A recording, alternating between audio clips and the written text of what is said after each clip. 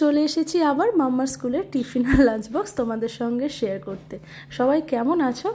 তো তোমরা এই ভিডিওগুলোকে খুবই ভালোবাসছো এবং তোমরা বলছো যে খুবই হেল্প হচ্ছে, তার জন্য আমি রোজই দেওয়ার চেষ্টা করছি। আমি যাই দিচ্ছি সবই তোমাদের সঙ্গে শেয়ার করছি, কোনো রকম এক্সট্রা মানে ভিডিও করার জন্য যে আমাকে এটা বানাতে হবে এরম না, যেটাই দিই ওকে রোজ সেটাই আমি তোমাদের সঙ্গে শেয়ার করছি, বুঝতে পেরেছো? তো দিয়েছিলাম হচ্ছে যে মাখানা ঘি দিয়ে আর নুন দিয়ে একটু ড্রাই রোস্ট করে দিয়েছিলাম, অ্যাপেল বিস্কিট আর যা দিই আর কি। আর লাঞ্চে দিয়েছি হচ্ছে ফুলকপি দিয়ে, গাজর দিয়ে, বিনস দিয়ে, শাক দিয়ে, সমস্ত রকম মানে ইয়ে দিয়ে, আলু দিয়ে একটা মাছের ঝোল। শাক দেওয়া হয়েছে ঝোলের মধ্যে, তার কারণ এমনি শাক বাড়িতে হলে কি মেখে খাইয়ে দিই, কিন্তু স্কুলে খেতে চায় না, ওই জন্য একবারই সব দিয়ে দেওয়া হয়েছে।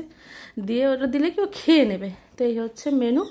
আর হ্যাঁ, তোমরা জিজ্ঞেস করেছিলে যে ওকে ভাত দাও কেন, স্কুলের টাইমিং কটা থেকে কটা? ওর হচ্ছে 9:15 থেকে 3টে পর্যন্ত। এখানকার স্কুলের নিয়মই হচ্ছে এখানে মানে স্কুলেতে লাঞ্চ নিয়ে যেতেই হবে, এটা একদম মানে বাধ্যতামূলক।